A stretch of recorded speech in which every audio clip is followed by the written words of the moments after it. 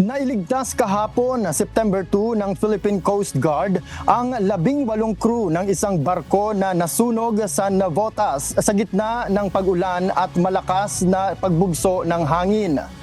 Sa ulat ng PCG, nabangga ito ng isa pang barko, LCT GT Express, habang nakadaong sa Navotas Anchorage area, bunsod na rin ng malakas ng hangin. Batay sa inisyal na investigasyon, tinamaan umano ang forecastle o uluhang bahagi ng barko at may nag-spark o biglang nagliyab.